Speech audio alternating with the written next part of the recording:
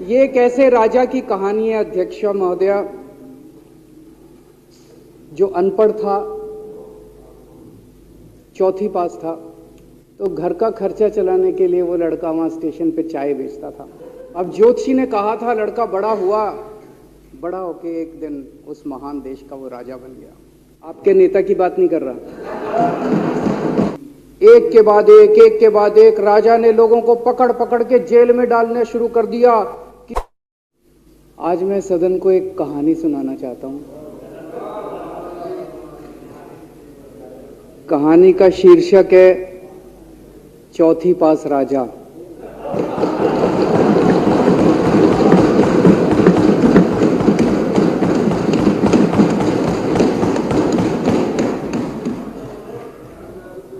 आपने बचपन में राजा रानी की बहुत कहानियां सुनी होंगी। मेरी कहानी में रानी नहीं है,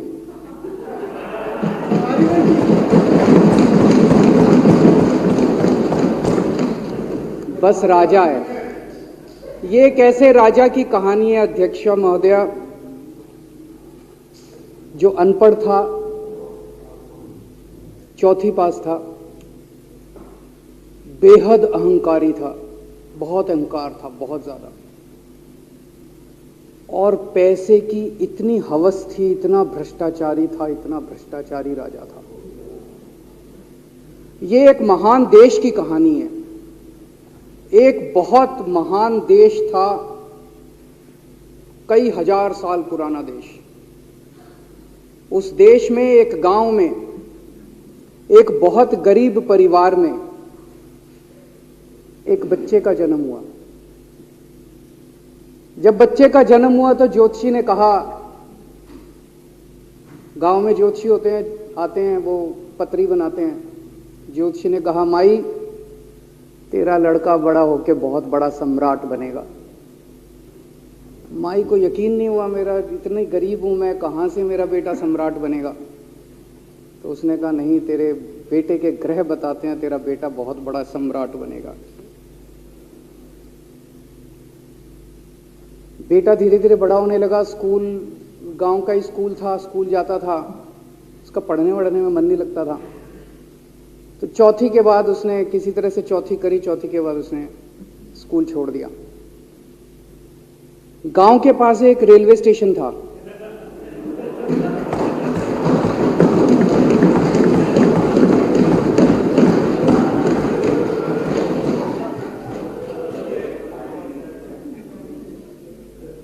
तो घर का खर्चा चलाने के लिए वो लड़का वहां स्टेशन पे चाय बेचता था। लड़के को भाषण देने का बड़ा शौक था। सारे गांव के लड़कों को इकट्ठा कर लेता, आसपास के गांव के भी इकट्ठा कर लेता, सामने वो खाट डाल लेता, उस पर चढ़ जाता और भाषण देता। धीरे धीरे आसपास के गांव के लड़के भी इकट्ठे हो गए। जिस भी चीज में भाषण देता, एक बार शुरू हो जाता तो बंद ही नहीं होता। अब ज्योतिषी ने कहा था लड़का बड़ा हुआ, बड़ा होके एक दिन उस महान देश का वो राजा बन गया। पूरे देश में उसका नाम हो गया चौथी पास राजा। लोग उसको चौथी पास राजा कहते थे। अब उसे आता जाता कुछ था नहीं, पढ़ा लिखा था नहीं। अफसर आते, कुछ अंग्रेजी में चपर चपर करते, उसको समझ नहीं आता। अफसर जो मर्जी उससे साइन करा के ले जाते, जो मर्जी उससे साइन करा के ले जाते।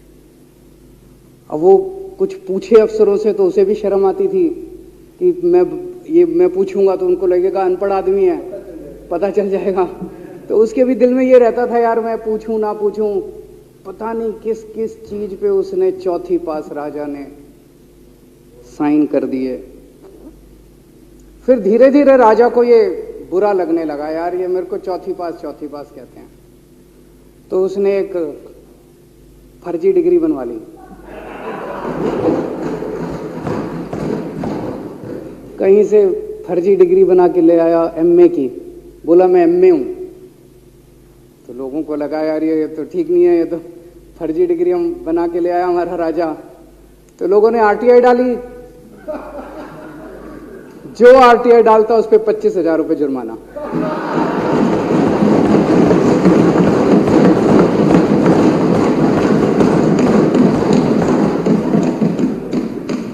आपके नेता की बात नहीं कर रहा।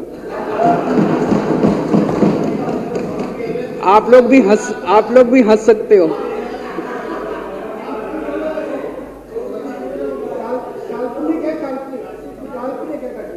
तो जो आरटीआई डाले उसको 25,000 रुपए का जुर्माना, जो आरटीआई डाले उसको 25,000 रुपए का जुर्माना।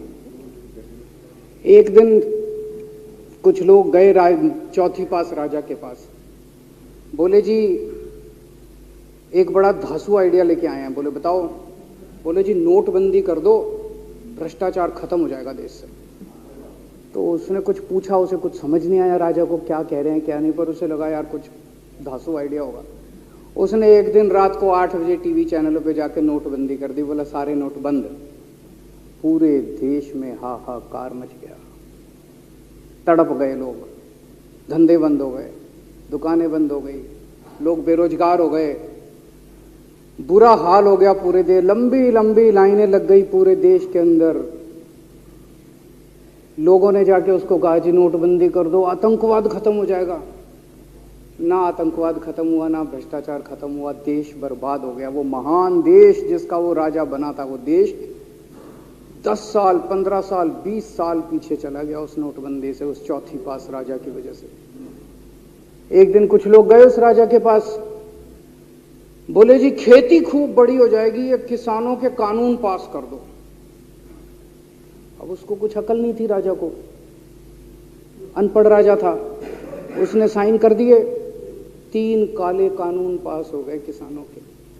पूरे देश के किसान सड़कों पे, जगह जगह मोर्चे, 750 किसानों की मौत हो गई 1 साल के अंदर। अंत में राजा को वो कानून वापस लेने पड़े। धीरे धीरे देश की समस्याएं बढ़ती गई, क्योंकि राजा ऐरे गहरे। इससे पहले एक और राजा आया था, मोहम्मद बिन तुगलक। वो भी ऐसे ही करता था, कभी उसने देश की राजधानी बदल दी, कभी बोला मैं चमड़े के सिक्के बनाऊंगा। उसी तरह से ये था अनपढ़ राजा, कुछ भी कर देता था। अब राजा को एक दिन लगा यार मैं तो राजा बन गया, पता नहीं कितने दिन रहूंगा। तो उसकी गरीबी में जो जीवन उसने जिया था, उसे लगा यार पैसे तो कमाने चाहिए। पैसे कैसे कमाऊं? पैसे कमाऊंगा तो जनता में छवि खराब होगी। तो उसने अपने एक दोस्त को बुलाया और उस दोस्त को बोला कि ऐसा करते हैं कि मैं तो राजा हूं, सारे सरकारी ठेके तेरे को दिलाऊंगा, सारी कंपनियां तेरे को दिलाऊंगा, सरकारी पैसा तेरे को दिलाऊंगा, नाम तेरा पैसा मेरा। तेरे को पूरे उस पे 10% कमीशन तेरे को मिलेगा, सारा पैसा मेरा। दोस्त मान गया। दोस्त को क्या था, फ्री में पैसा मिल रहा था, दोस्त मान गया। उसके बाद दोनों ने मिलके जो देश को लूटा।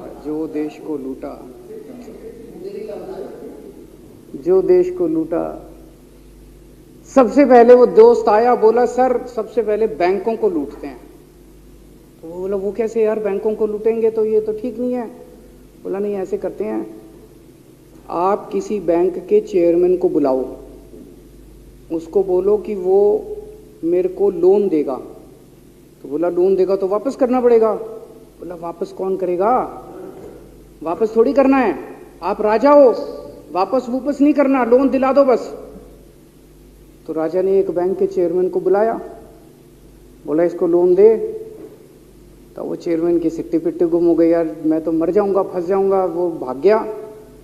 तो फिर उन्होंने ढूंढ के एक ऐसा चेयरमैन चुना जो कि सरासर भ्रष्टाचारी, जिसके ऊपर 10 फाइलें खुली हुई, जिसके ऊपर 10 केस चल रहे, उसको बुलाया। बोला देख तेरे को चेयरमैन बना रहे हैं, अब तू 10,000 करोड़ रुपए दे दे इसको, नहीं तो तेरे को जेल भेजेंगे। जेल जाना है कि पैसे दे रहा है? उसने कहा माई बाप मैं जो कहोगे जहां कहोगे साइन कर दूंगा। उसने 10,000 करोड़ रुपए का लोन उसके दोस्त को दे दिया। ऐसे करते करते 1,00,000 2,00,000 करोड़ रुपए इन्होंने बैंकों से लूट लिए। राजा ने, चौथी पास राजा ने और उसके दोस्त ने मिलकर 2-2.5 लाख करोड़ रुपए बैंकों से लूट लिए। अब बैंकों से पैसा लूटने के बाद उन्होंने देश को खरीदना चालू किया। सबसे पहले उन्होंने देश के एयरपोर्ट खरीदे, पहले 6 एयरपोर्ट खरीदे, फिर उन्होंने बिजली कंपनियां खरीदी, फिर उन्होंने बिजली के दाम बढ़ा दिए पूरे देश के अंदर, फिर उन्होंने सी पोर्ट खरीदने चालू कर दिए, फिर उन्होंने कोयले खदानें ले ली, फिर इन्होंने पुलिस को भेज भेज के जो लोगों की कंपनियां थी, प्राइवेट लोगों की कंपनियां, यहां बंदूक रख रख के उनकी कंपनियां छीन ली राजा ने और उसके दोस्त ने। हाहाकार मच गया पूरे देश के अंदर। इतनी महंगाई हो गई, इतनी महंगाई हो गई पूरे देश में। पहले गैस 400 रुपए सिलेंडर होती थी, चौथी पास राजा के आने के बाद 1100 रुपए सिलेंडर हो गई। पहले पेट्रोल 71 रुपए होता था, 97 रुपए हो गया। पहले डीजल 57 रुपए होता था, 90 रुपए लीटर हो गया। जब पेट्रोल के दाम बढ़ गए, डीजल के दाम बढ़ गए, तो सारी चीजों के दाम बढ़ गए देश के अंदर। हाहाकार मच गया।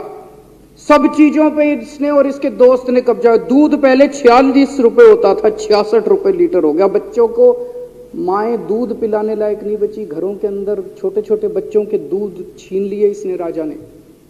सरसों का तेल 90 रुपए लीटर होता था, 214 रुपए हो गया। बताओ, धीरे धीरे पूरे देश में हाहाकार मच गया। लोग अब राजा के खिलाफ आवाज उठाने लगे, लोग उसके खिलाफ बोलने लगे। तो राजा ने कह दिया, जो मेरे खिलाफ बोलेगा पकड़ के जेल में डालो। एक के बाद एक राजा ने लोगों को पकड़ पकड़ के जेल में डालना शुरू कर दिया। किसी ने राजा का कार्टून बना लिया, उसको भी जेल में डाल दिया। किसी ने राजा का नाम गलत ले दिया, उसको भी जेल में डाल दिया। किसी टीवी चैनल वाले ने राजा के खिलाफ लिख दिया, उसको भी पकड़ के जेल में डाल दिया। किसी जज ने राजा के खिलाफ कोई ऑर्डर कर दिया, उसको भी पकड़ के जेल में डाल दिया। ना जजों को छोड़ा, ना पत्रकारों को छोड़ा, ना मीडिया को छोड़ा, ना व्यापारियों को छोड़ा, ना उद्योगपतियों को, किसी को नहीं छोड़ा। राजा ने पकड़ पकड़ के उसने चौथी पास राजा ने सबको जेल में डालना चालू कर दिया। एक महान देश कहां से कहां पहुंच गया। उसी देश के अंदर एक छोटा सा राज्य था,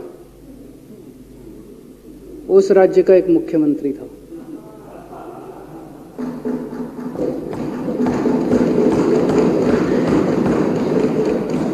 उनके चेहरे पे भी स्माइल आ गई,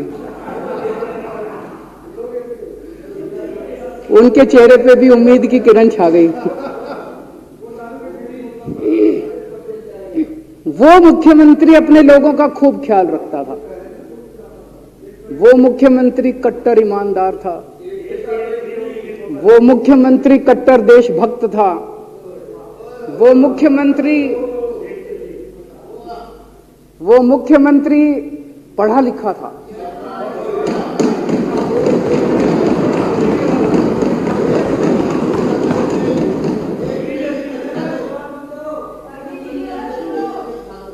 उस मुख्यमंत्री ने अपने लोगों को महंगाई से छुटकारा दिलाने के लिए बिजली मुफ्त कर दी।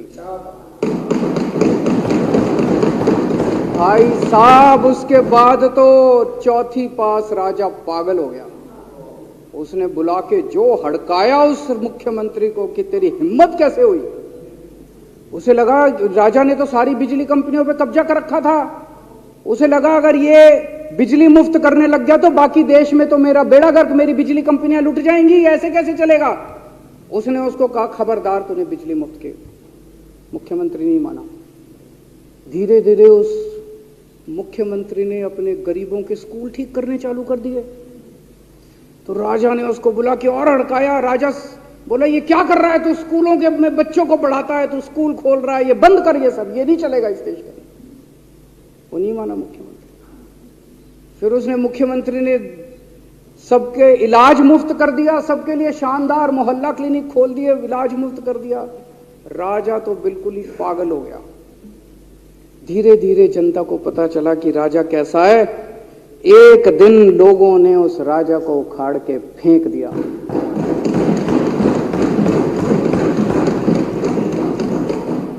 और लोगों ने एक किसी ईमानदार और देशभक्त आदमी को वहां बिठा दिया और उनकी सरकार आ गई।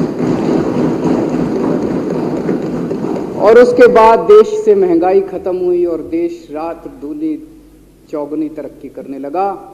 तो जैसे हम बचपन में सुना करते थे moral of the story, Hindi में क्या कहते, मॉरल ऑफ द स्टोरी का मतलब भाई इस कहानी में क्या प्रेरणा मिलती है? इस कहानी से, इस कहानी से ये प्रेरणा मिलती है कि अगर आपके देश में महंगाई है, आपके देश में समस्याएं हैं, आपके देश में सब कुछ गड़बड़ चल रहा है, तो सबसे पहले जांच परख के देखो आपका राजा अनपढ़ तो नहीं है। अगर आपके देश में सब गड़बड़ चल रहा है, बेरोजगारी है, बहुत सारी समस्याएं हैं, जरा देखो राजा, आपके राजा को कोई दोस्त तो नहीं है। अगर है तो सबसे पहले अपने राजा को उखाड़ के फेंको, नहीं तो आपकी समस्याओं का कोई समाधान नहीं होगा। आपकी समस्याओं का कोई समाधान नहीं होगा। वो पढ़ा करते थे, अंधेर नगरी चौपट राजा, सवा शेर बाजी सवा शेर खाजा। बहुत बहुत शुक्रिया।